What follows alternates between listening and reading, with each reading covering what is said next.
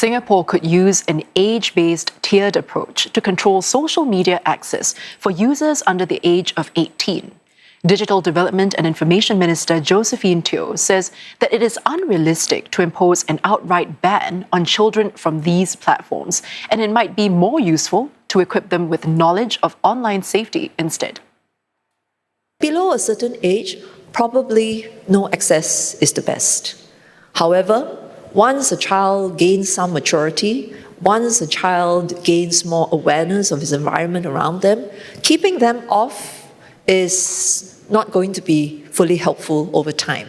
And so we have to find ways of creating a safe environment for them to start navigating, start experiencing it for themselves, and also building the skills to be able to cope with some of the less savory aspects of the environment. Mrs. Teo was speaking at a forum on fostering child-safe digital environments. The minister shares that there's been strong support from the public for the government to introduce interventions. She says the government is able to block youngsters from accessing social media, but collaborating with service providers to build safer online platforms would be a better approach. We don't think that it is impossible for us to block access to under 18s. That is not the starting point.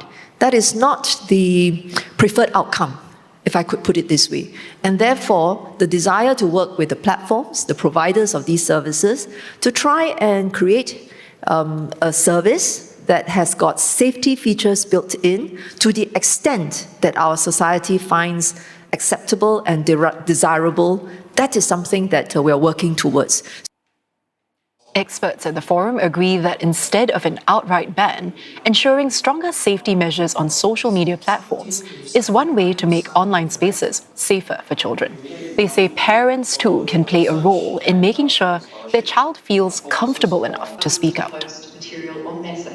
Potentially harmful features such as recommendation to content that may not be appropriate for children, reducing the contact between young people and strangers, also doing it the other way around, which is that for adults, they don't get recommended youth accounts. And I think importantly for all of us, maybe the features that provide some friction to the autoplay and the doom scrolling will help not just young people, but for us as well. When they come to the parent with a problem, are they accused of being there in the first place, right? Being online in the first place, or can parents work with the child to address the root cause of the problem, teach them how to navigate around it, how to take it in, not really take it in stride, but how to cope with it.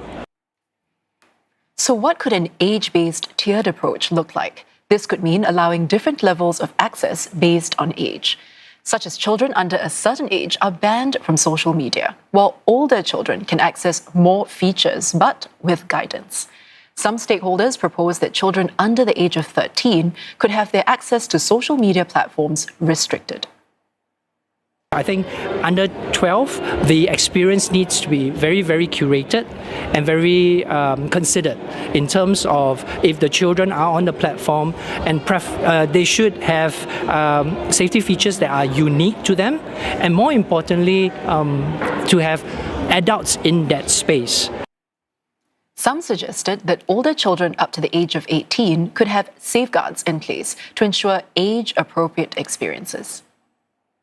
There is room in the research even for having a differentiated experience, because if you talk to young people, they will say that their teachers and the schools have taught them well in terms of digital literacy.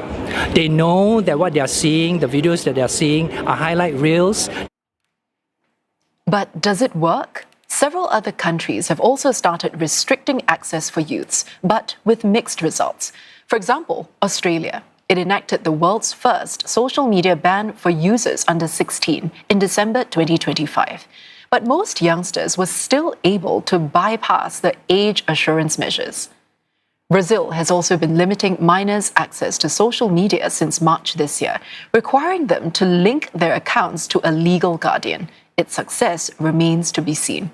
And closer to Singapore, India has been studying if such restrictions would be effective, while age-based limits are also being considered. Now, at a separate but related event, it was announced that an effort to build healthy digital habits has reached more than 257,000 parents, youths, and children since 2022. This is part of the National Digital for Life movement launched a year earlier, which has benefited over 870,000 Singaporeans of all ages. It aims to strengthen digital literacy, inclusion, and resilience. These numbers were revealed at an appreciation event for partners involved in the movement, more than 500 of them across the public, people, and private sectors.